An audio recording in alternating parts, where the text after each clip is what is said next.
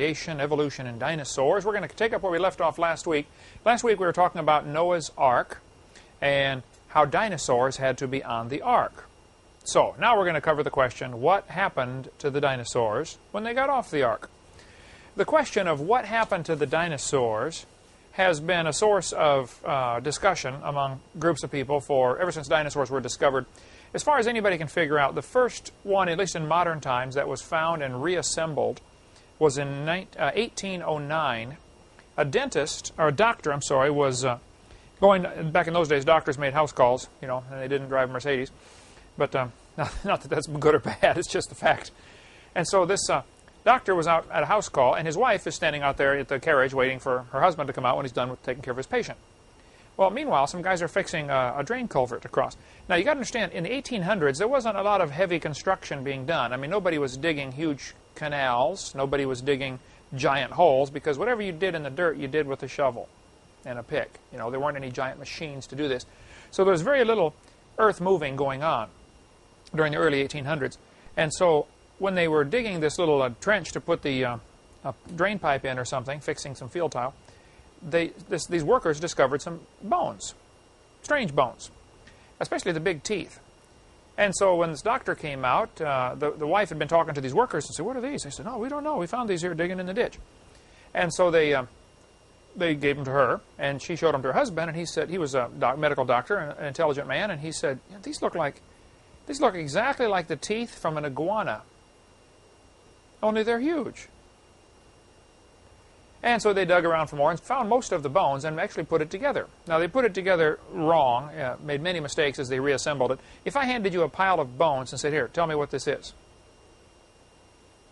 there's no telling what you come up with unless you were really good with anatomy. So anyway, they put it together. They did a pretty good job, but they blew it. And they named it iguanodon. The word don means teeth, like an orthodontist, okay? Because it had iguana-shaped teeth. So iguanodon was actually the first dinosaur in modern times that was reassembled from the bones. Since then, they have found many iguanodons and put them together and found all the mistakes that they made. For instance, on the original iguanodon, they found this round, sort of like a snow cone cup, pointed at one end and round at the other end. And they said, wow, it was hard, and they said it was sharp. They said it must be a horn on his nose, so they put it on his nose. Later, they found out it was actually his thumb. They'd only found one of them. So, one of the many mistakes that were made with the iguanodon. The point is, it was 1809 when they found the first one and reassembled it. For the next 40 years, many dinosaurs were found, and it really became quite a competition among different groups to go out and find these giant creatures. This is 1809. Now, several things are happening in the early 1800s. People are starting to believe the Earth is millions of years old because of the works of some other scientists. And then you get to 1830, you come to Charles Lyell, who developed our geologic column. So the early 1800s is really where the world lost its biblical basis, and they sacrificed it and accepted evolution teaching, the early stages of evolution. So here they're finding these giant animals, these giant lizards, that nobody has any idea where they fit into history. At the same time, you've got a bunch of people going around teaching a false doctrine called the fixity of the species. They're teaching, well, if there's 14 kinds of finches, then God created 14 kinds of finches, because nothing ever changes. And see, they got off track of what the Bible says. The Bible says the animals will bring forth after their kind, and they went beyond the Word of God and said, no, it's only, God made every different species, which is not at all what the Bible says.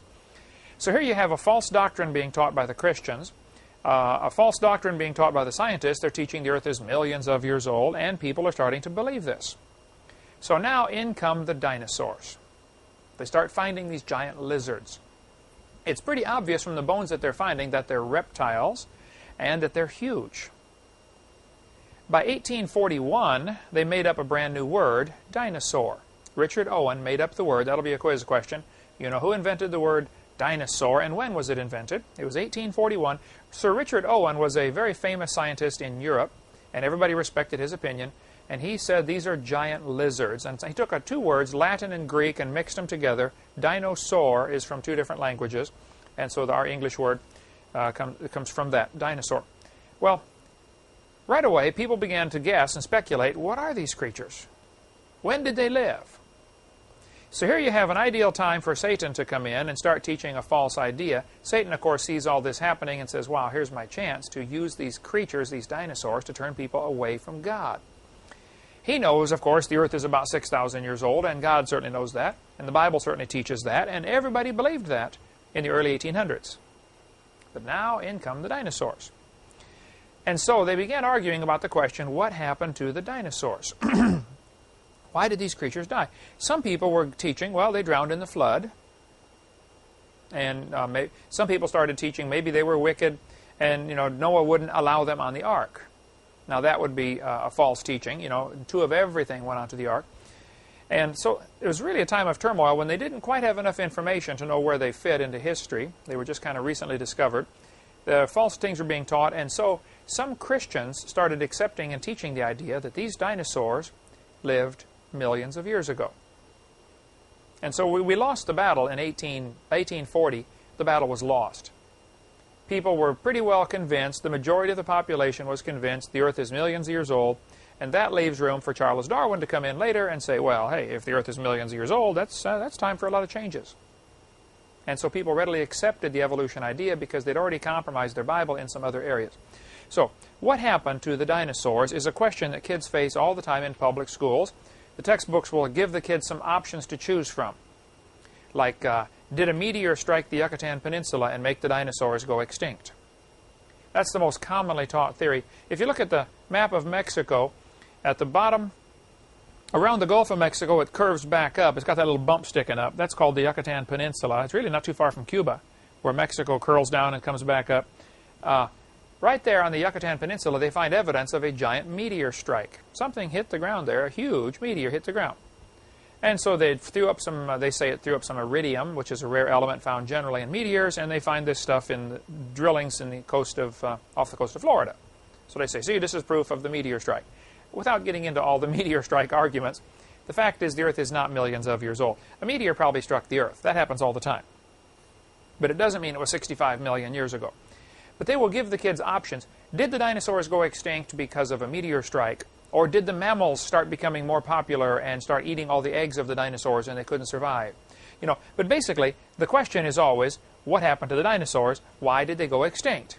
Like this textbook says, dinosaurs lived on the earth for millions of years. Now only their fossils are left. What do you think happened to the dinosaurs? Dinosaurs are extinct. An extinct animal is an animal that no longer lives on earth.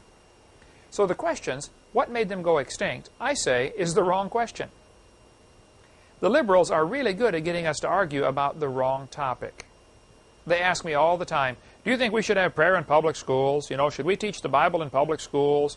Et cetera, et cetera. I say, look, that's a good question, and I'll be glad to talk about it. But there's another question we need to ask first. The real question is, should we have public schools? I mean, that's the real question. If you read your Constitution in the 10th Amendment, Article 10, also called the 10th Amendment, says, the powers not delegated to the United States by the Constitution, nor prohibited by it to the states, are preserved to the states respectively or to the people. What this says is, if this document doesn't spell out, if it doesn't say you can do this, then you can't. This was the closing argument to say, whatever you think you have power to do, if it's not spelled out in here, you don't have power to do it. So, no place in the Constitution does it give the federal government the authority to have an education system. The federal government should not be involved in education. They should not be involved in welfare. They shouldn't be involved in an awful lot of things they're involved in. For instance, one of the great statesmen, I believe it was Davy Crockett. I read the story.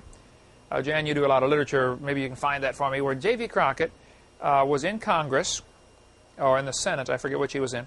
But they had a fire and a whole section of the city burned. I think it was Washington, D.C. or one of the suburbs there in Virginia.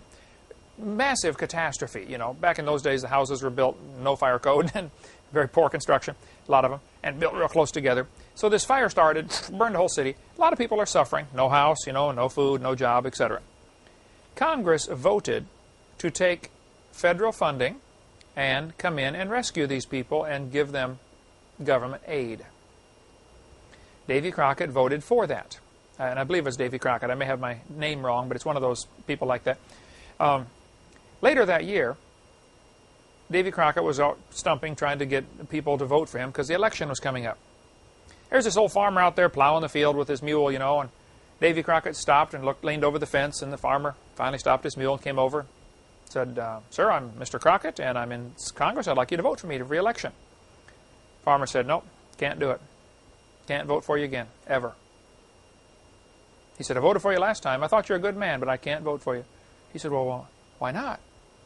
He said, "Because you voted to give those folks federal money for rebuilding their houses." He said, "Well, man, there was a whole city burned and they were all suffering." And the farmer said, "Well, you only did that because you live near these folks and you know about them. What about the people in, 500 miles away that are having, there's catastrophes all the time. Mr. Crockett, you have violated my trust because that money was not your money to spend. That money was my money and everybody else's money delegated to you to spend according to the Constitution." And he gave Davy Crockett a lesson on the 10th Amendment that the federal government has no business being involved in welfare. This man said, if that city burned and those people were needing some money, every one of you congressmen should have reached in your pocket and taken your money out and given it to them. You have no authority to spend that money, that federal money, on your pet projects because you think it's important. And Davy Crockett said, "Sir, I am sorry. I promise I will never do that again." And he talked to the farmer for a while, and finally the farmer said, "Okay, well, everybody makes a mistake once. I'll let it go this time.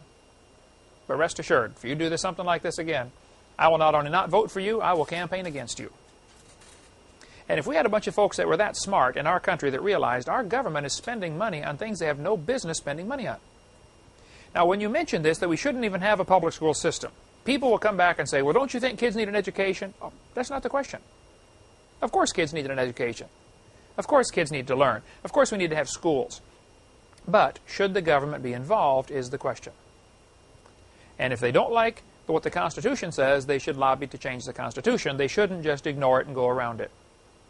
So, back to the dinosaurs. What happened to them? Well, before we get there, you might want to find out this article on why the schools went public. I would recommend you get on the website exodus2000.org. Ray Moore Jr. is a friend of mine, just has a tremendous information on what's happening in our schools and how that it's really part of a larger plan toward a new world order. Exodus2000.org. Eagle Forum also has a good website, eagleforum.org, I believe, or .com. That's Phyllis Schlafly's organization in Alton, Illinois, by St. Louis. So that'd be some good information if you want to go off and chase that rabbit tail. You can also get Blumenfeld's, Samuel Blumenfeld has great information on this topic, as does Reason's Foundation. Many people, this is a topic I love to read about. I don't have time to chase that rabbit too far down the hole, but the public schools are part of a long-range plan. It's actually Karl Marx's idea. Free public education. That's a vital step in the advancement of communism. And we'll get into that much later on Seminar Part 5. Okay, what happened to the dinosaurs? Before the flood, we have a world where people are living 900 years. Beautiful climate, canopy of water probably overhead, increasing air pressure, no genetic load or very little genetic deformities, because, you know, the race is still pure and nothing has entered in that would cause those things. Now we have a flood that destroys all that. So after the flood, we notice a very different world. The time before the flood, people are living 900 years. After the flood, it drops off to 400 right away. Noah's son, Shem, only lived to be 600 years old, which is really pretty incredible when you consider the average age is 912 before the flood. His life is 1/3 shorter than the average of everybody those came before him. That's like if the average age today is 70, and somebody only lives to be, 1/3 of that would be 45 or so. We'd say, boy, he died young, didn't he? Everybody thought, wow, Shem died awful young. Of course, Noah didn't live to see that. And then Shem's son, Arphaxad, only lived to be 438 years. Actually, Shem outlived Arphaxad. I've wondered about that. You know, why did Shem live longer than his sons and his great-grandson and almost longer than his great-grandson? Well, possibly Shem, during his formative years, the first 100 years of his life, he was in the pre-flood environment. So he would have had very different stamina. Yeah, his physical abilities were probably much greater. Because just like if a child is raised in a poor environment and have poor nutrition, they're likely to be stunted for life, mentally or physically or both. If you don't give a kid, even during the prenatal, before they're born, if a mother does things, smokes or drinks or whatever, just deprives the child of oxygen, it can affect that kid for the rest of his life. Yeah, short, right? Because Vietnam, poor food, or not enough food. Okay. Average height in America now is much higher than it was, 100 years ago. It's easier to get food, more steroids and pesticides, or steroids in the beef and stuff we eat, so causing all sorts of trouble. Anyway, lifespan dropped off to 400 years for a few generations. Then it dropped off to 200. Now, there's probably a couple of reasons why it dropped off again in the days of Peleg. We get into that, the days of Peleg. We'll get into that later on video number 6, seminar part 6. It'll probably be 4 years till we get there in our class at the rate we're going. But why did it drop off again? But then, after a couple generations of 200 years old, you come to a fellow named, to Abraham's father, actually, Terah, who lived to be 205. Then it dropped below 200. Abraham was 175. And when you read that, that sounds really old. But if you look at his ancestors, that's nothing. Just about everybody's living longer than that. So it keeps dropping and dropping and dropping. It got down to probably 70 or 80 years average lifespan for quite a while. There were people in Bible times that lived to be over 100. There were people in Bible times that were 6'6". Abe Lincoln was 6'6". But the average height of the people during 100 years ago was shorter. There were still people that were 8 feet tall. So things are dropping off. During the Dark Ages, it really dropped off when we had knowledge suppressed by the Catholic Church. And so there's about a 1,000-year span in here where information is suppressed in order to keep people dumb and keep people enslaved to the church dogma.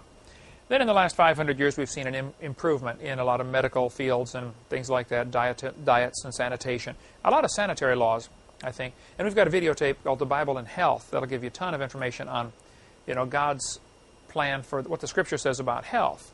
Sanitary laws, dietary laws, etc., etc.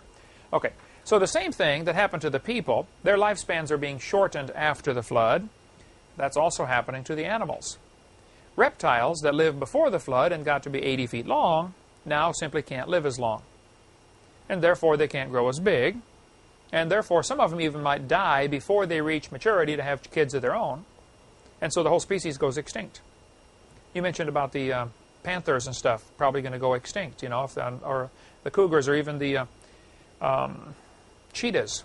There just aren't enough of them. The gene pool is too limited, and the panda bear is probably going to go extinct. It's just, it's probably a genetic deformity or a mutation from the original bear. And they're pretty and they're cute, but they're just not going to make it. Okay? If you left the chihuahuas in the world all alone, leave them all alone, put them out in the woods, they wouldn't make it. It's a useless dog, in my opinion. Okay. So here we have a time after the flood when lifespans are dropping off, and so people are killing the dinosaurs. In addition to them dying from the climate, they've also got people going against them. I think they killed them for several reasons. They killed them for meat. There would be a lot of hamburger in one brachiosaurus. They killed them because they were a menace. Nobody wants to live next door to a dinosaur. They killed him to be a hero. I saved the village, I slew the dragon. They killed him to prove his superiority or competition for land or medicinal purposes. All kinds of ancient recipes call for dragon bones or dragon saliva or dragon fat. I mean, here you're reading this, what would appear to be a normal recipe. You mix this and this and this and, a little bit of dragon fat. And it's not like they're trying to exaggerate. It's just like, hey, it's just normal. You're supposed to put that in there. Everybody does. Don't you know? Kind of stuff. So, especially if somebody gets the idea that, if you mix dragon bones in your soup, it'll do something special for you, then people are going to go out and hunt the dragons just to kill them for their body parts. Just like the rhinoceros. The poor rhinoceros has this, like a fingernail, horn on his nose that's made of the same material, keratin. Well, some guys in some of these countries get the dumb idea that, if you make a knife and the handle is made out of a rhinoceros horn, you will be invincible. Nobody will be able to beat you in battle. Well, of course, we know that's not true, but it is kind of hard on the rhinoceros. And that's probably what happened to the dragons. People were killing them off for all sorts of reasons. The Bible mentions dragons quite a few times. 35 times, actually, dragons are mentioned in the Bible. That'd be a good quiz question. How many times are dragons mentioned in the Bible? You have to understand, the King James Version would not mention dinosaurs.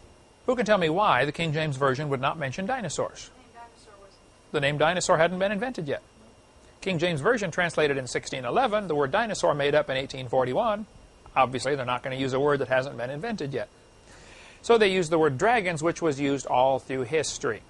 They're called dragons. And there are many books written about this, and literally thousands of legends of people talking about seeing dragons, or killing dragons, or somebody being killed by a dragon. The word dinosaur made up in 1841 by Richard Owen. Up until that time, they're known as dragons. Now, after the flood, you got 8 people. Everybody, spreads out around the world in the next few hundred years. They have kids and grandkids and great-grandkids, and pretty soon you start to get a good-sized population. And they're spreading out, taking over new territory, civilizing the world. However, whatever you think of that, that's what they did. As they spread out, the population begins to grow. Big, ferocious animals are going to be killed off. How many grizzly bears here in Escambia County, Pensacola, Florida, roam in the woods? None. Right. How many were there 500 years ago, you think? Probably lots of them. Well, what happened? When the more people move into an area, the more the big, ferocious animals just aren't welcome. They're going to be driven off, or they're going to be killed off. If it came on the evening news tonight that there were 5 grizzly bears roaming around Pensacola, Florida, what would happen by 6 in the morning? Every redneck in the country would be out there with his rifle trying to shoot one, right? And whoever could shoot the biggest one would have his picture in the paper the next morning, holding it up by the tail. I shot the grizzly bear and saved the village. Right? Now, nothing has changed. Okay? People are still the same. They were looking to kill these dragons for all these reasons, because they were a menace, to be a hero. If you go deer hunting at all? I ask the deer hunters, those poor guys go out and try to shoot Babby's daddy all the time. I say, if you're up in your tree stand and 5 bucks come running through the woods, you only have time to get off 1 shot. Which one are you going to shoot at? The largest one, the biggest one. Okay. Well, if you have this same mentality back 4,000 years ago and there's dragons out there to hunt, which one are you going to go for? The biggest one. Actually, they find now with satellite images, it's pretty interesting. I need to get a slide of this. There are, what a keyhole looks like. The old-fashioned keyhole, it's round on top and then 2 V's coming down like this. The old-fashioned skeleton key would go in a keyhole. Round circle with a triangle at the bottom. From satellites, they've noticed all over Europe and America, it appears to be thousands of years old, where somebody had built a giant keyhole shape, like a funnel that you could chase a bunch of animals. They'd hit this funnel and they'd end up in this circle, a corral. You chase them into this keyhole, bottom part of the keyhole, and you end up going in a circle. Only these things are 2 miles long. These keyholes, you can't even see them tear up in a satellite. And you see they're picking these things out. A lot of research has been done on this topic by William Corliss at the Sourcebook Project, it's called. Fascinating stuff he has. Shows some of the pictures and drawings of these things. The theory is that people were using these to chase, when they want to civilize an area, to take over a new area for, build your city, they go in there and they chase all the dragons or whatever into this area using torches or, something that makes noise or flames or something. And they end up trapped in here, and then you slaughter them because you surround them. You pen them in. Now they're easier to hunt, like shooting fish in a barrel. So, I think after the flood, people are killing these dragons. And there are literally thousands of legends of people killing dragons. If you want to read some amazing stories, I'd recommend you read, like, for instance, the Gilgamesh epic, about Gilgamesh who slew a dragon. We have a book that we offer here called The Great Dinosaur Mystery by Paul Taylor. Let's see, we're in our office now. The book is here someplace, but a great book talking about dragons all through history. There's a Chinese legend. You were in China for a while, Jan? Chinese legend says a famous man named Yu, after the Great Flood, Yu surveyed the land of China and divided it into sections. He built channels to drain the water off into the sea and make the land livable again. Many snakes and dragons were driven from the marshlands.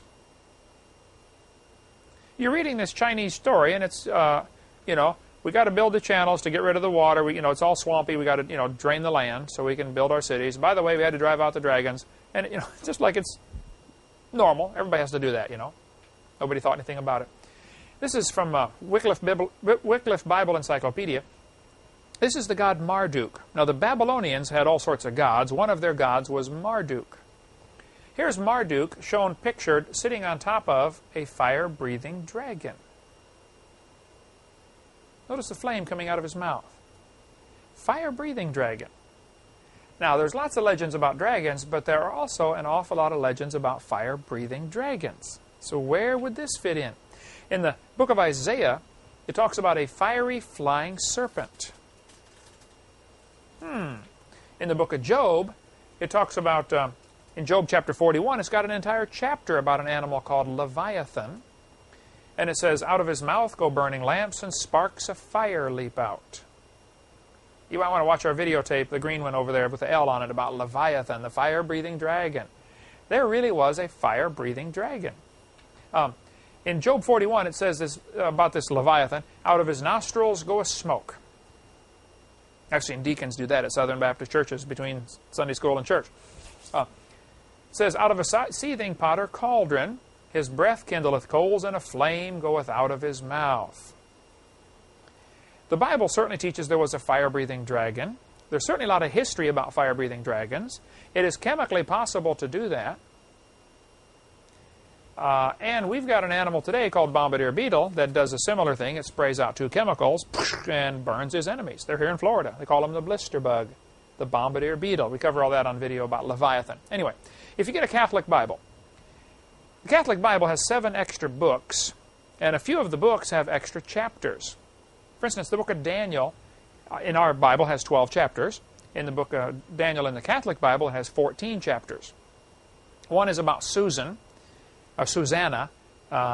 and chapter 13 is, and then chapter 14 is about the dragon. This chapter is known as Bel and the Dragon. Fascinating reading. Okay, I don't think it should be part of Scripture, but here's where the story goes. Catholic Bible, Daniel 14:22. And there was a great dragon in the place, and the Babylonians worshipped him. And the king said to Daniel, behold, thou canst not say now that this is not a living God. Adore him, therefore. And Daniel said, I adore the Lord my God, for he is the living God, but that is no living God. But give me leave, O king. That's an old English phrase that means you give me permission.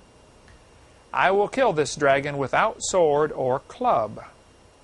And the king said, I give thee leave. In other words, I'd like to see how you're going to do this. How would you kill this dragon without a sword or a club? Then Daniel took pitch and fat and hair and boiled them together and made lumps and put them into the dragon's mouth, and the dragon burst asunder. Very strange story. Here's the Hovind translation of what's going on. The Bible tells us in the book of Daniel chapter 1 that Daniel was one of those who was skillful in all wisdom and cunning in knowledge and understanding science. Well, I would assume that Daniel probably knew that nearly all animals like things that taste salty. You put a salt block out in the woods and the deer come up, the cows come up, everything comes to lick the salt. Daniel took pitch and fat and hair. Well, pitch is sticky, made from tree sap. You take pine tree sap and boil it down and make pitch. There were whole industries used to make pitch just to cover the ships back 200 years ago, before they discovered oil. First really commercial oil well was in Pennsylvania, Becky, in 1828, I believe. So before that time, they still had to make their ships waterproof, and they would use pitch, where they boil down the sap of these trees. Daniel took pitch, which is sticky, and fat, which tastes salty, and hair, which won't digest. You ever see a cat or a dog cough up when they get a hairball? You know, cough up this hairball. Hair won't digest. So Daniel took these three, boiled them together, made lumps, gave them to the dragon, and the dragon burst asunder. Hovind translation is, Daniel tossed these things in the cage, the dragon ate them up because they tasted good. They wouldn't digest because of the hair. They stuck in his intestinal tract, and this was the ultimate case of dragon constipation, and the dragon burst asunder. Those were the days before Roto-Rooter. And so it blew him up. What a way to go, huh? But it's just an interesting story in the Catholic Bible about dragon.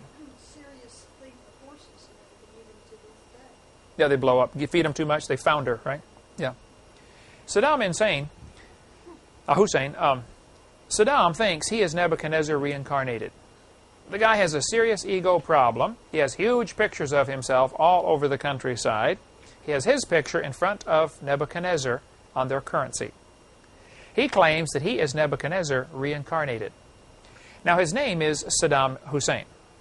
Saddam means prince. George Bush always called him Saddam Hussein. You go back and listen to the newsreels, George Bush always called him Saddam Hussein. Oh, this was done very intentionally. It wasn't that George Bush is stupid and didn't know, how to pronounce his name. The word Saddam is the Arabic word that means horse's rear end. So George Bush was intentionally calling him horse's rear end, Saddam Hussein.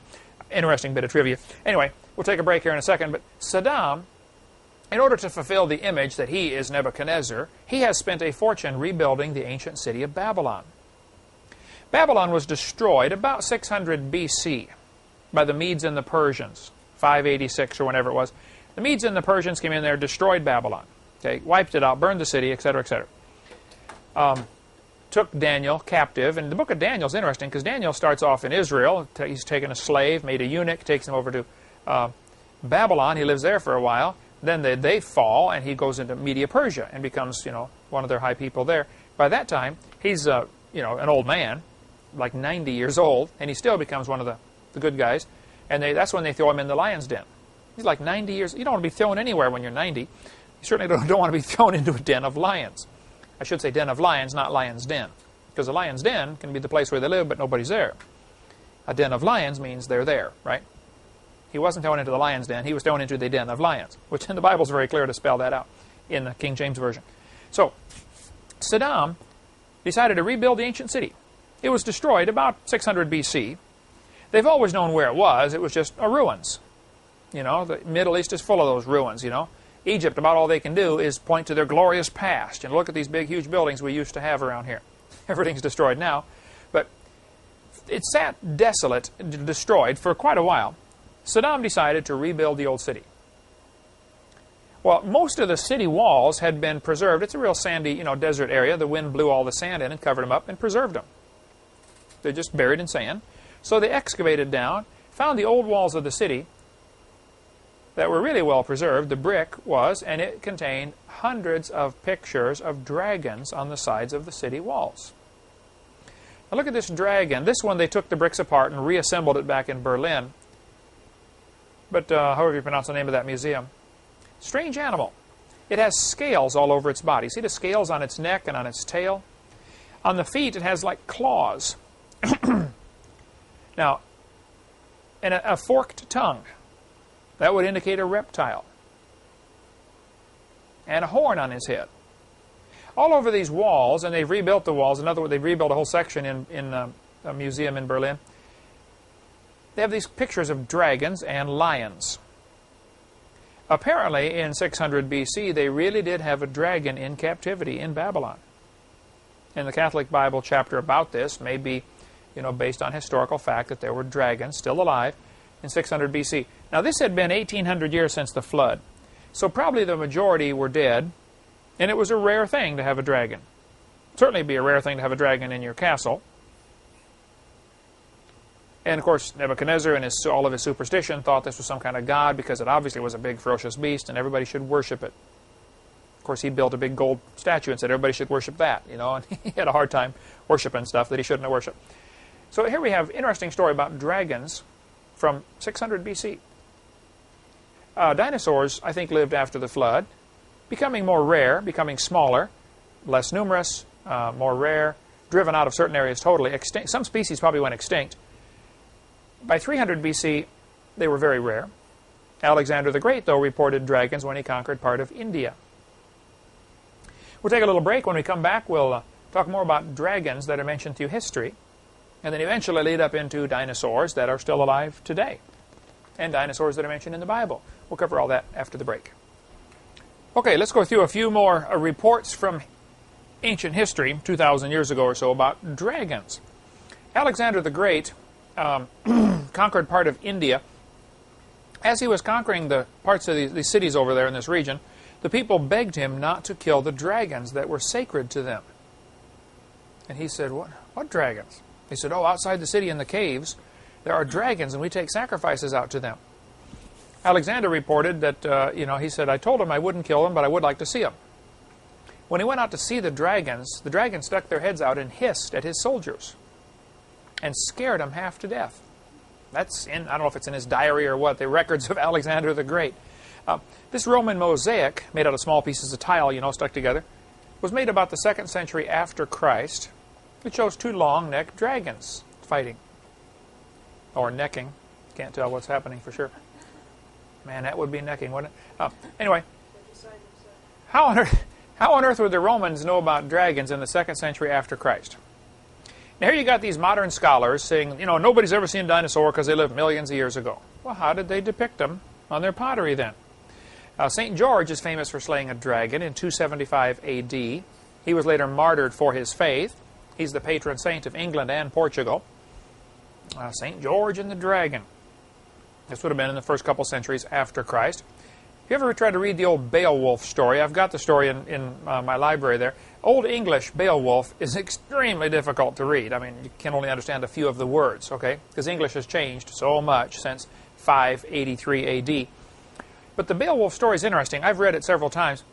He killed Grendel the dragon by pulling off his arm.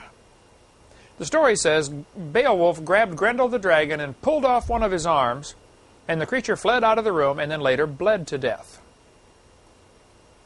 Well, most anybody that studies a T-Rex will tell you, even though he had ferocious head and ferocious teeth and was, huge, his front arms are pretty tiny. And if you could ever get a hold of one, you probably could jerk it right off. They found an ancient Babylonian cylinder seal. This is from the book by Bill Cooper, After the Flood, a tremendous book. He traces the history of what happened to Noah's 3 sons, Shem, Ham, and Japheth. Where did their kids go? And has found some amazing records, done great research. Now, Bill Cooper is a very sick man. He lives in England, but he's, I believe, dying of cancer. Last report I got. But this picture is from his book about a Babylonian cylinder seal. Would have been about 600 BC. Again, it shows a man pulling the arm off of a dragon. What a way to fight a dragon. Grab his arms. Pictures from all over the world, ancient legends, ancient pottery, shows dinosaurs on it. Here's from the book The Ancient Near East in Pictures. Shows a picture of 2 long-necked animals. I would say a dinosaur they're trying to depict here without much question. This another piece of ancient pottery shows 2 long-necked dragons, and they're holding a sheep. Now, if dinosaurs lived millions of years ago, like the textbook says, how did these people know to depict them on their pottery? Here's a hippo tusk made of ivory that was carved to be a magic wand or whatever for an Egyptian grave, found from a 12th century BC tomb. 1,200 years before Christ, it's even before King Solomon, shows an animal with a long neck and a long tail. Now, giraffe has a long neck, does not have a long tail. The only animal I know that has a long neck and a long tail is a dinosaur. There are stories and legends from countries all over the world. Every place I travel, I see stuff like this, so I grab my camera and get a picture, Thai seafood restaurant showing the head of a dragon on their boat. Now, why would they build boats with dragon heads on them? There's a Russian medallion showing a man slaying a dragon. A Bulgarian postage stamp has a guy slaying a dragon. Irish writer in 900 AD reported that somebody killed a dragon with iron nails on its tail. Probably the Stegosaurus, of course, though several dinosaurs had these big spikes on their tail. There are several websites about dragons. None of them that I'm aware of. I didn't read through all of them, but they're all secular. They're not at all Christian that I could see. But they do keep interesting articles about dragon stories from ancient literature. So if you want to get into the study of dragons, it's really pretty interesting to see all about the dragons. The Viking ships had these dragon heads on them. If you study Scandinavian literature, you can see the dragon head on this one. Ancient Scandinavian literature has an awful lot of stories about the kraken or the giant dragons of the sea. Well, you figure the Vikings are the guys that are going around the ocean in their boats, conquering villages. Where's the hardest place to exterminate an animal totally? In the water, yeah. Especially the ocean. On land, you could eventually corner it, figure out some way to get it, but on the ocean, you'd have a tough time. And so this is from 1000 A.D. Here we have evidence of dragons living with man just 1,000 years ago.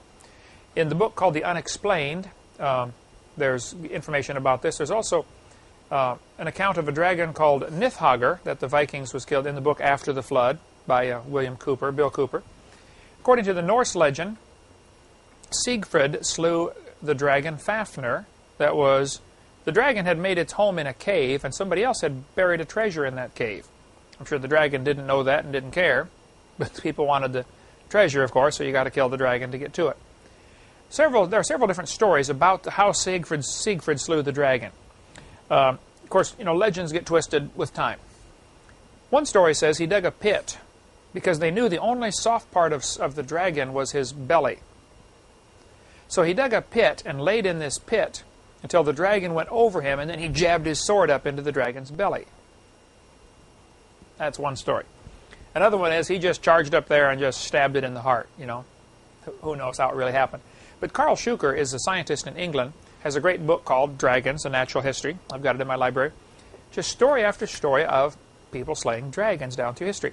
Marco Polo reported in his memoirs, when he came back from China, he said, the emperor in China raises dragons to pull chariots in his parades. Ceremonial dragons. Well, all you have to do is go to any Chinese restaurant, and you'll see dragons all over the place. It's just a part of their culture. Over in China, you probably saw them all over, didn't you? Well, they have a different connotation than they do in the West. You see, they represent the king. They're very positive. In the West, they're bad. In China, the dragon represents the king, and it's very good. Interesting. Well, why on earth would Marco Polo come back and say the emperor is raising dragons to pull chariots in his parades? I think it's probably because the emperor was raising dragons to pull chariots in his parades. Marco Polo was an extremely famous man. Well, he wouldn't want to do something dumb and jeopardize his reputation, I don't think, anyway. A city in France was renamed Nurlug in honor of the man who slew the dragon in the city. I think if we actually could get an unperverted view of history, we would see there's an awful lot of legends that are based on some kind of real story. If you go to the Grand Canyon, you will find carvings on the walls of the Grand Canyon. The Indians did this all over. They call them pictograph, including a picture of a dinosaur.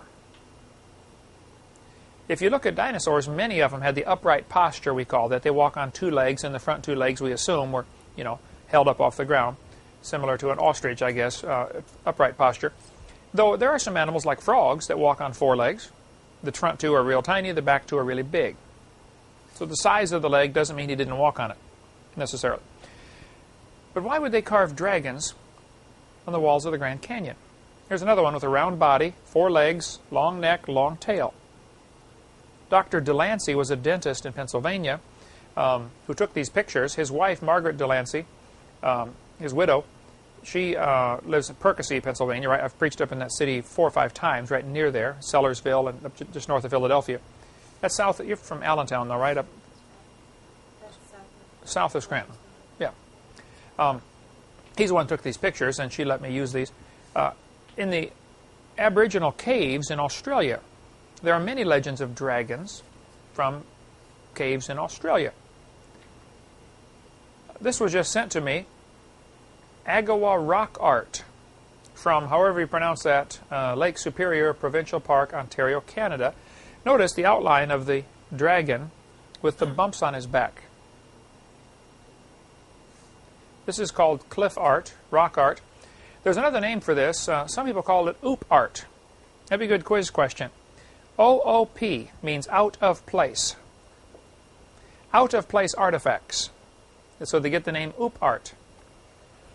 That's just a slogan that people use. So if you find something that shouldn't be there, if you're digging down in the ground and you're down in area where it should be from, 500 years ago from some Indian civilization, and you find an Evinrude outboard motor, that would be an out-of-place artifact, right? That shouldn't be there. So oop-art is out-of-place artifacts, things that really shouldn't be there. This type of stuff is by the evolutionist. A person who believes in evolution often will classify this kind of material as, we don't understand it, it's an enigma, forget it. I've got whole books of these enigmas that they can't explain. Down in Lima, Peru, if you go south about 8 hours drive through the mountains, you come to the city of Ica. Ica, Peru is right near the desert that is the driest desert in the world. My understanding is it's only rained once there in 400 years. Not a good place for a garden. But the Spanish came through this area about 400 years ago, in the late 1500s. They came through and they saw these strange white lines. Not very wide, but there were these white lines, just somebody scratched like a plow in a field. Perfectly straight lines, for a long ways. Nobody knew what they were until airplanes were invented. When you get way up in the sky, you notice these are pictures of giant images. You ever heard of those before? The Nazca Desert lines, They have spiders and hummingbirds, and 4 or 5 miles long. Sometimes they go right, you come to a mountain, it stops, you go on the other side of the mountain, and it takes off in an exact straight line. So these guys really knew something about surveying and mathematics to be able to do this. Or, there's another reasonable theory, I think. They had flight. They knew how to fly. 1,000, 2,000, 3,000 years ago. Here's people after the flood living to be 400 years. You could learn a lot in 400 years. People before the flood are 900 years old. You could really learn a lot in 900 years. Plus, you can go talk to your great-great-great-great-great-great-great-grandfather because he's still alive. You can get all this. The wisdom would be incredible, the knowledge that was preserved. In the Smithsonian, they have, and I'll show you when I get to video number 7, our question-answer, we've got a whole section on, was ancient man primitive? We have a book, as a matter of fact, on that topic here that we sell. Or we do sell the book After the Flood by Bill Cooper. I forgot about that. We just started carrying that. The Puzzle of Ancient Man is a great book, which shows, for instance, pictures of things that are found in graves that just shouldn't be there. Like a grave in South America, they found an airplane. This grave was at least 1,000 years old. An airplane, a little toy airplane. So Smithsonian has it, and they have it labeled as a stylized insect. Tell me that's a stylized insect. In 1571, the Spanish reported finding stones with strange animals carved on them. Now, who remembers roughly when were dinosaurs rediscovered in modern times? The first one was reassembled, the bones put together when? 1809. 1571. By 1571, most dinosaurs were extinct, been killed off by man. They had not been rediscovered yet to put them together in museums. So we have a several hundred-year time lag in here where nobody knew about dinosaurs. Never heard of them. Never saw one. But the Spanish said these stones had strange animals carved on them. They didn't know what they were. They just reported it. We went across this desert and found strange carvings. Today they are known as the Nazca burial stones from the Nazca Desert. They were probably built about the time of Christ, roughly 500 BC to 500 AD. These stones are a little smaller than a football, though they range from, golf ball size to the size of a lazy boy chair. The average is about the size of a football or less. Here's Dr. DeCara, a medical doctor from Lima, Peru, who collects the stones. He has 11,000 of them in his collection. These stones have dinosaurs on them. Now, it's interesting, if you really study this topic, and I read Dr. DeCara's book, and I know several folks who've been down there many times to study this. I could get one of the stones for $2,000 if I want to spend $2,000 on one, get one of these little Ica stones. I've held them in my hand. It's just an amazing story about these stones. This one, for instance, over 50,000 have been found in Ica. This one shows a Triceratops. Behind him is a Stegosaurus. In front of him is an Ankylosaurus, probably. Off to the left is an Apatosaurus, long neck, and a T-Rex of some kind. Notice on the sides of this one, you see the circles in the skin? Keep that thought in mind. Here's a guy hitting one on the head with something. Dr. Baugh is a friend of mine from Glen Rose, Texas. He has 2 of the stones. If you're driving across and stop at the museum, you can see his Ica stones that he has there. He went down there and was able, because he's a museum, they do a museum-to-museum transfer. You're not allowed to sell Peruvian treasures, or you'll go to jail. Now, because of this, the people who are finding these stones have to be very careful what they do. Don Patton lives in Garland, Texas. He has one of the stones. You can see some good pictures on him on the website bible.ca, which stands for Canada. /tracks is the... Now, I don't agree with some of the stuff on bible.ca. They do have a lot of interesting material on there, on this website.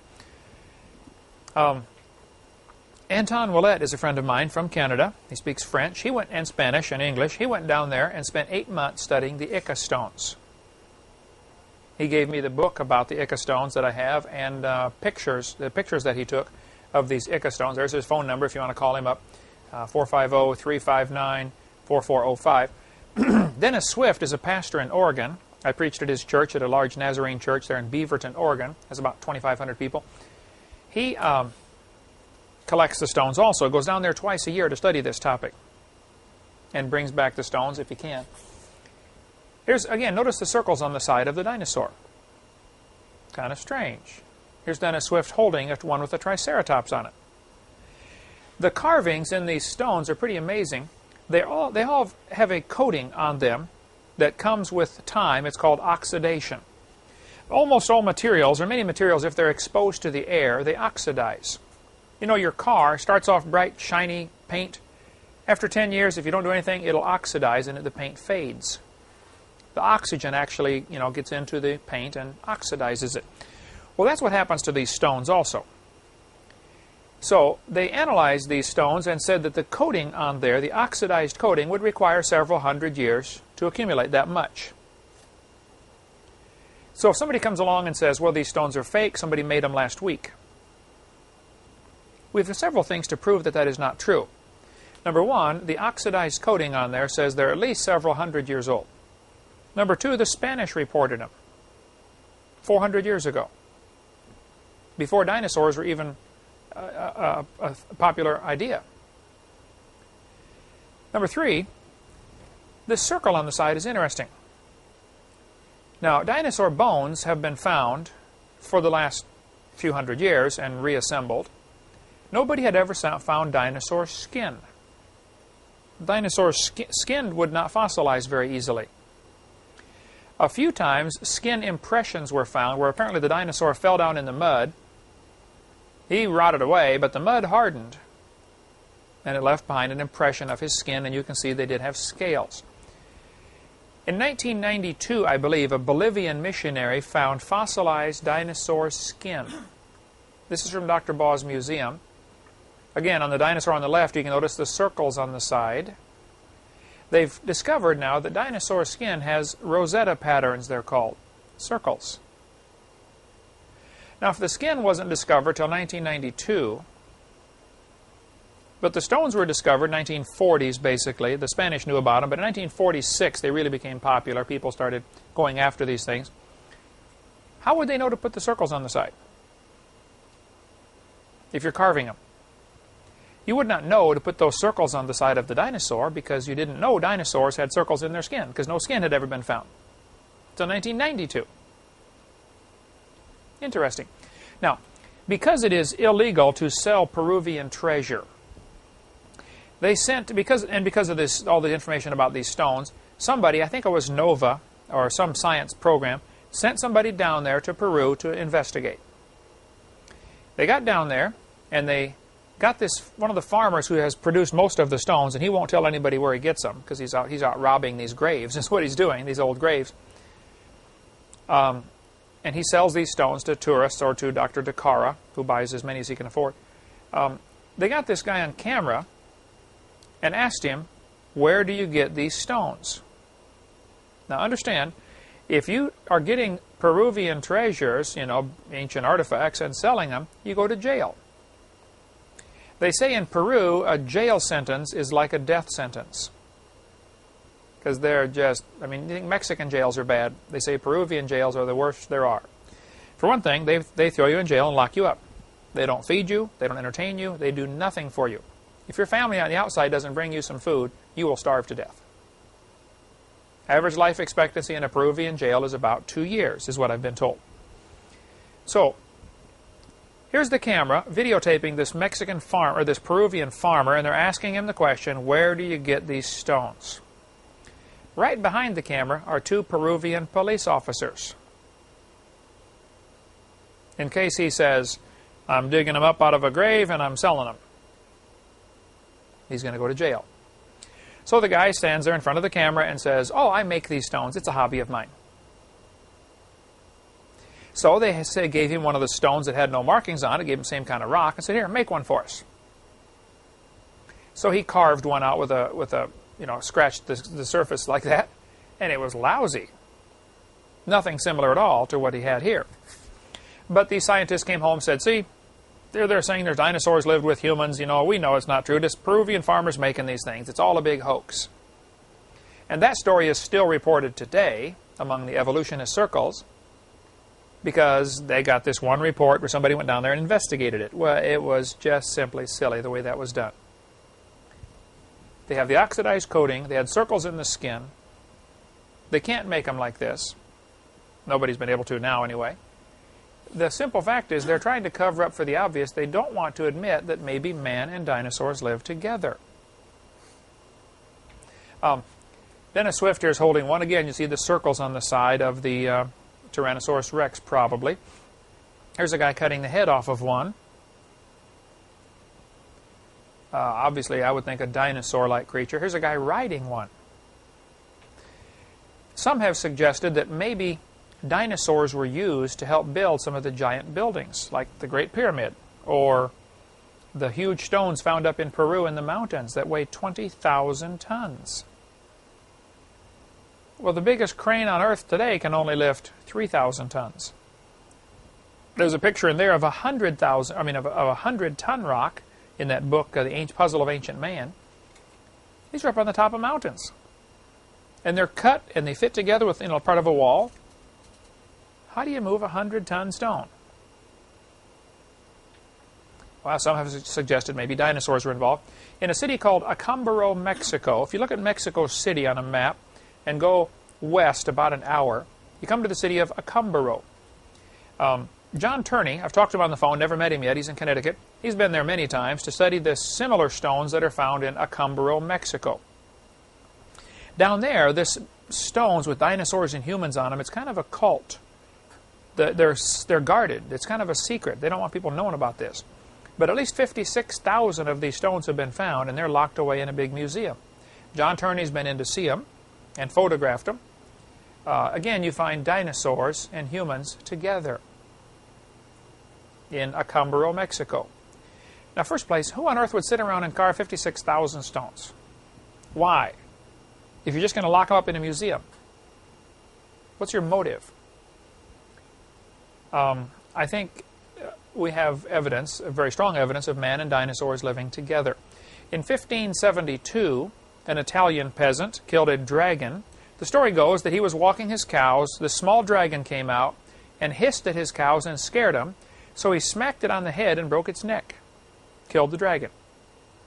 They got the local guy in town who was interested in scientific type stuff, a local scientist, named Ulysses Aldrovandus, an Italian scientist, who got the dead body of this dragon and had it stuffed and mounted for a museum display. Now, it wasn't the bones, it was the skin, stuffed by a taxidermist in 1572. Roman artifacts were found in Tucson, Arizona, in an old grave. Now, you got to understand, the Roman Empire was, around the time of Christ. Kind of petered out about 300 years after Christ. And the political Roman Empire switched hats and became the unholy Roman Catholic Church. And so it's really continuing the same era, the same legacy. Catholic Church is a continuation of the Roman Empire. But Roman swords were found in Tucson, Arizona. Well, of course, there's lots of evidence from many sources that ever since the flood, people have been trading back and forth across the oceans. Jewish or Hebrew coins from about the time of Christ have been found in Ohio, buried in old mounds. The Hebrews came over here. The Romans came over to America. You know, here we are teaching the kids that Columbus was the first white man to come over here 500 years ago. I'm sorry, that's just not true. Roman artifacts are found in Tucson, Arizona. One of these artifacts, one of these swords, has a dinosaur on it. So I called the guy who has the sword. His name is Tom Peterson, Arizona Historical Society. I said, Tom, the dinosaurs did not live at the same time. Now, wait a minute. Does he know they did not live at the same time, or does he believe they did not live at the same time? See, his preconceived idea that evolution is true prevents him from accepting this as evidence. All he knows is, this can't be legitimate because evolution is true. But if you're willing to get rid of all your prejudices like a scientist is supposed to do, and say, hey, maybe man and dinosaurs lived at the same time. During the age of sailing ships, there are thousands of stories of people sighting sea monsters. Well, you got to understand, from about the time of Columbus, you know, first guy really to go across the ocean in modern times, there was a 1,000-year span of history where things were very suppressed. Knowledge was suppressed. You know, the Catholic Church really put the clamps down, and they wanted everybody in darkness. And so Columbus sailed across the ocean. Now, people had done it before, but there was the Dark Ages is a very legitimate age in history. They're going with a boat, with a sailboat. Sailboats don't make much noise going through the water. Early 1900s, you start developing steam engines, diesel engines, gasoline engines, internal combustion engines. They make a lot of noise. Now, sound travels real fast underwater. You can go underwater at one end of a lake, have somebody go a long ways away and bang two rocks together underwater, and you'll hear it, where you couldn't hear it above water, right? Put your head under in the bathtub sometime and just tap on the side of the tub. A light tap that you would never hear in the air, you will hear through the water.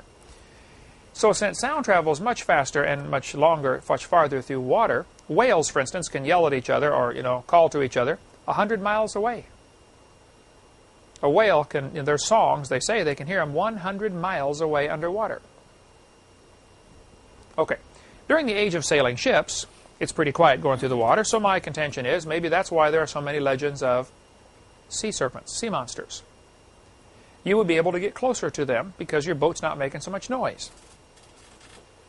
Whereas today with your diesel engine, they can hear you coming 100 miles away, and they've learned to avoid the shipping lanes. There are lots of stories of people sighting sea monsters. Missionary Hans Egede reported a sea monster. His great-great-great-great-great-great-grandson, S.M. McAllister, came to a meeting when I spoke up in New England someplace, Delaware, I believe. He said, oh yeah, my great-great-great-great-great-great-great-grandfather was Hans Egede. And in his diary, I've got the whole photocopy of the diary in one of my files there, he reported seeing a sea monster that stuck its head up even with one of the top sails on the ship. And it had two little flappers, he called it, flappers. We probably would call it a flipper. And they said it had like a mane running down its back. Of course, it may have been when it came out of the water is still dripping off of its fin, which would make it look like a horse's mane, if the water is still dripping off. Bishop Erik Pontoppidan of Norway in 1755 reported that he saw a sea monster. I believe that was off the coast of Greenland, if I remember. Hans Egede was off the coast of Greenland. Bishop to Norway, I forget where he saw it, but you can get the book, Monsters of the Sea. I've got most of these books in my library. Captain McKay tells a fascinating story about he was the captain of the HMS Daedalus. In 1848, on August of 1848, they were sailing around, and a sea monster swam under their boat. The lookout called for the captain and said, Captain, we got a sea monster out here. So the captain came up on deck, called some more of the crew up there. They watched this sea monster for 20 minutes. He said it came so close to my boat, if I would have known it, if it would have been, he said, if it would have been a man of mine acquaintance, I could have easily recognized him. He was close enough for me to recognize this creature. He said it was on a steady course, didn't deviate. He said it was going against the wind. And if you read the account that McKay left behind, it rules out all other possibilities that people have tried to use to explain this. Some people say, well, it was just a piece of driftwood. They don't go against the wind. It was going against the wind and against the current. These sailboat captains, take careful records on all that kind of stuff. Which way's the current? Which way's the wind? I mean, they're very dependent on those things. The sailors on board begged the captain not to mention this in the logbook. They said, Captain, please don't mention this in the logbook. Why would they do that? Yeah, they're going to get laughed at. You go back from a long fishing trip and say, hey, we saw a sea monster. Average landlubber, who doesn't ever go out, he looks at the ocean once in a while. How far out? You can see out 5-6 miles. Ocean's huge, You look like the idiot Russian astronauts who went up, circled the moon, came back and said, well, we didn't see God, so he must not exist. Think about it. You didn't see him, so he doesn't exist. You go out and look at the beach. I don't see any dinosaurs, therefore they don't exist. That's the attitude some people have. For one thing, right now, how much of the ocean would you guess is being observed by people? Right now? Not much.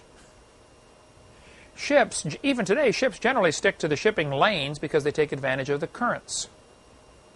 I mean, if you're in a giant boat, carrying a zillion pounds of material, and you're only going, 11 miles an hour, and you can get in a current that'll carry you an extra 3 miles an hour, that cuts 4 days off your time going across the ocean. Meanwhile, you're paying all this crew 4 days' pay. It just makes common sense, Figure out where the currents are and follow the currents. Which means there are large sections of the ocean that are never sailed over. There's no currents there to take advantage of. In 1850s, there was a whaling ship called the Monongahela. Now, there's a fascinating story. You can get it at UWF Library about the Monongahela. It's in QL 89 if you go to the UWF Library. QL 89 is the section of the library that has books about Loch Ness Monster and stuff like that. Captain on board the Monongahela set sail to catch whales. It's a whaling ship. I've read the whole story. I just have a brief synopsis of it here, but the story goes basically, the lookout hollered down, Captain, there's a sea monster out there. The sea monster was sleeping on some floating seaweed, or kelp, I think it was. The captain called the crew up on deck. They saw the sea monster. Now, this is a whaling ship. These are the guys that get in those little boats and go out there with those big harpoons and stick it in the side of a whale. You would have to be pretty brave to do something like that. He said, sailors, we have for years heard stories of sea monsters. How many of you have heard stories of sea monsters? And of course, they all raised their hand. He said, how many of you have laughed at somebody else for claiming they saw a sea monster? Raised their hand. He said, fellas, there's a sea monster. We have two choices. Go back to port, report we saw a sea monster, and get laughed at the rest of our life, or go kill it and prove they exist. Any volunteers to go kill the sea monster? He got enough volunteers to man, I think, 3 boats, whaling boats. So these guys get their harpoons, they get in these boats, they go out there after this sea monster, which is sleeping, sunbathing or something, on the kelp. They get up beside it and they harpoon it. I think the story says they stuck 5 harpoons in it. Sea monster, of course, woke up right away, jerked his head around, and they said that the jaw on this creature was about 8 feet long. When it came around, it hit the captain, who was standing up in his boat, knocked him out of the boat. The serpent was just twitching around, seeing what stuck me in the side. Why do I have a pain here all of a sudden? So he twitches around, knocks the captain unconscious. A couple of sailors jump in, grab the captain, drag him out, put him in the boat, revive him. Meanwhile, this sea serpent slides off the kelp and heads for the bottom. And they have the ropes, and they're pouring water on as this rope is whizzing out over the front of the boat. They got this little thing, the gunwale, I think they call it, where the rope goes out. No, the gunwale's the back. But the rope goes whizzing out through this little V-shaped thing to keep it in place. And the sea serpent is going to the bottom. They realize they're going to run out of rope, so they tie another rope on. If I remember the story, it's been 7 years since I read it, but the sea monster went down about 1,500 feet. one or two of the harpoons pulled loose. The other one stuck. There's this sea monster way down underwater with these ropes hooked to harpoons that are still stuck in him. Of course, what a harpoon is supposed to do, it's supposed to, make it bleed to death. That's why they kill the whales. After a long time, I forget, I think it was several hours, but it was quite a while, one of the sailors hollered, "He's coming up." The rope is going slack. So they start pulling in the rope, and about 1/8 of a mile away from them, the sea monster surfaces, and it's thrashing around as it's dying. They said it apparently had stayed down too long because it coughed up its own lungs. Its lungs exploded, and the lungs were hanging out of its mouth. They waited till it thrashed around and died. They dragged it over to the boat and cut it up. They measured it 103 feet long. I believe the number was 103 feet 6 inches. I mean, they really measured it. The sailor said it had 2 blowholes, like a whale does. You have 2 nostrils. A whale has 2 blowholes on the back of its head. It had 4 swim fins, an alligator-like head, and 94 very sharp teeth. A passing ship stopped as the crew was cutting it up, and they bought some barrels of sea serpent oil. Now, the story goes that this thing had a layer of blubber like a whale does. Whale blubber ranges, say 2 feet thick.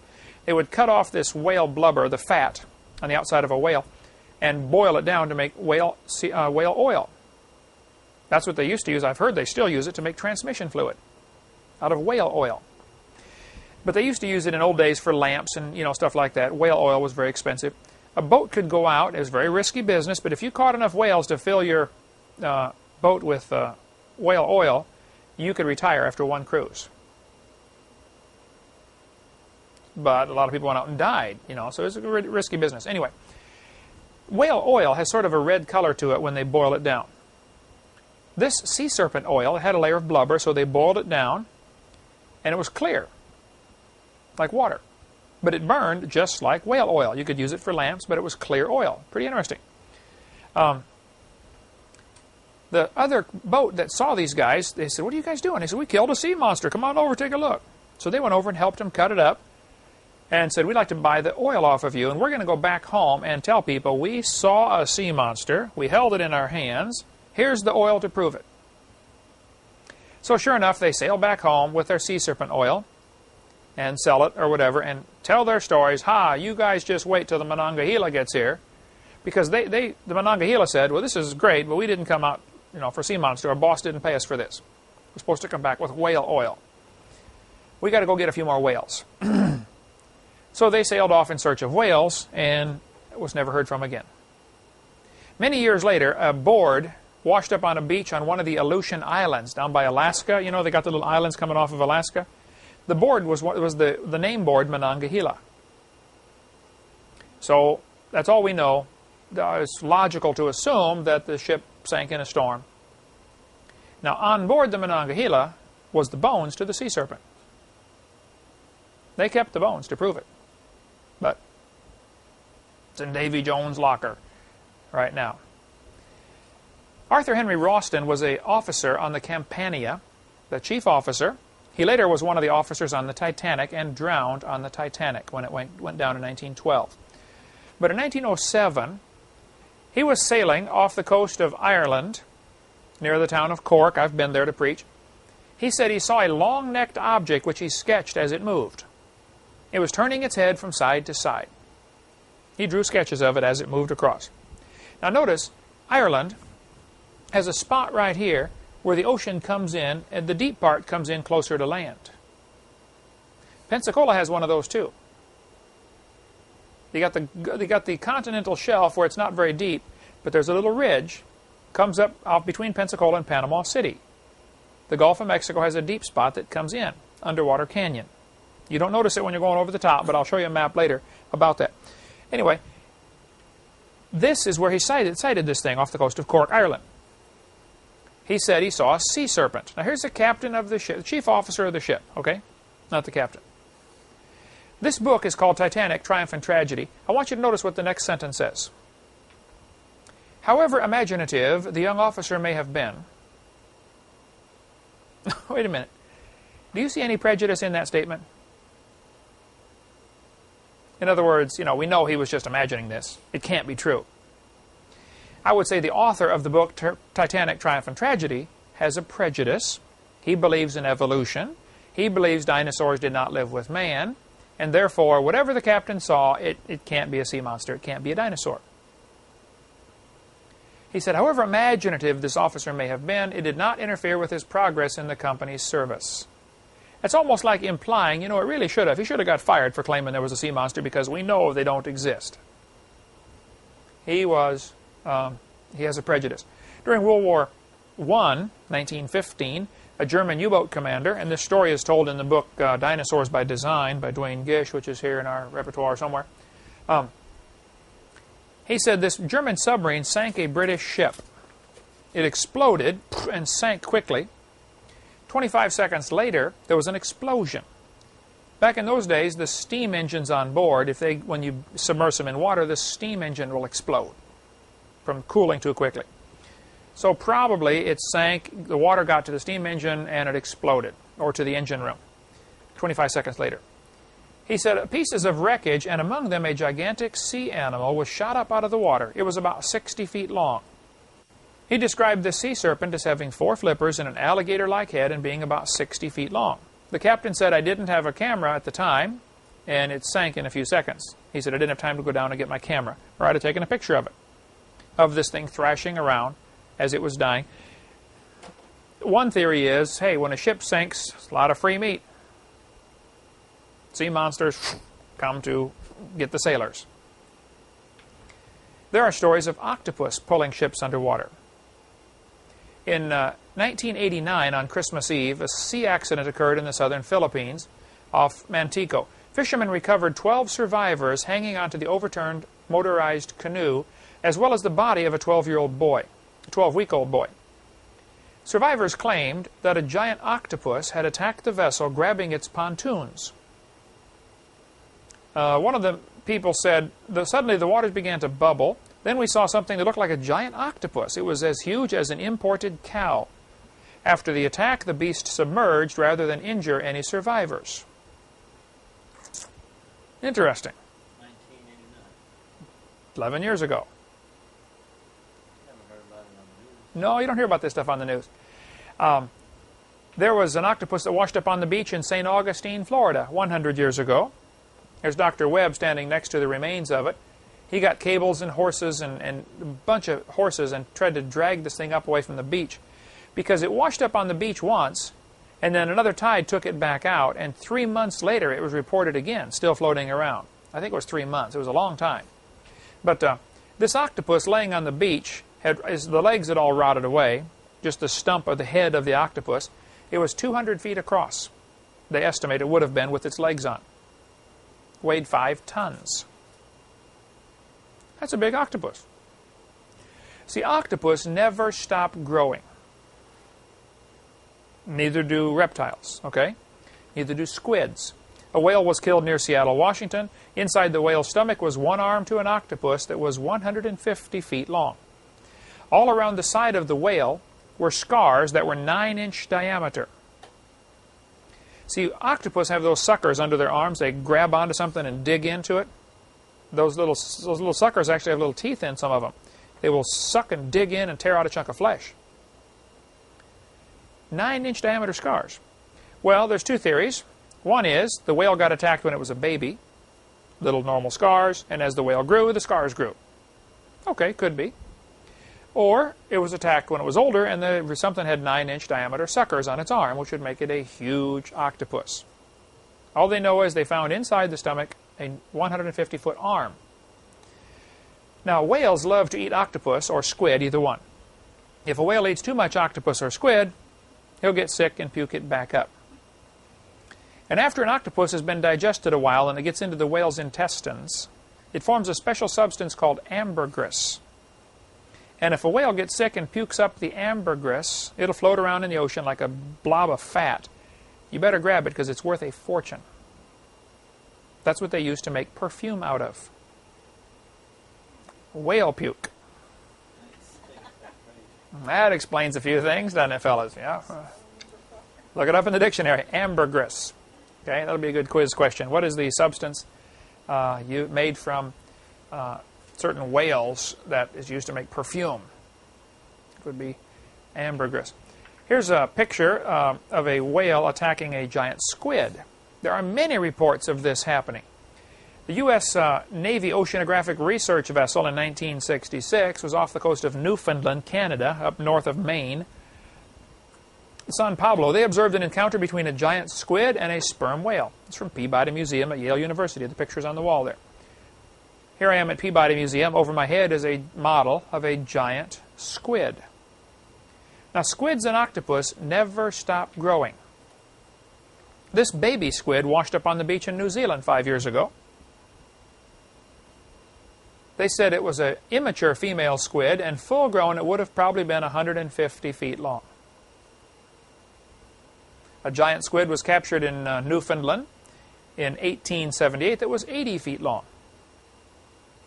Now, if you look at a map underwater of Newfoundland, the way the ocean floor has got real deep parts, and it comes up kind of close to the shore, as opposed to a big continental shelf. You know, it just goes out and drops off to the deep.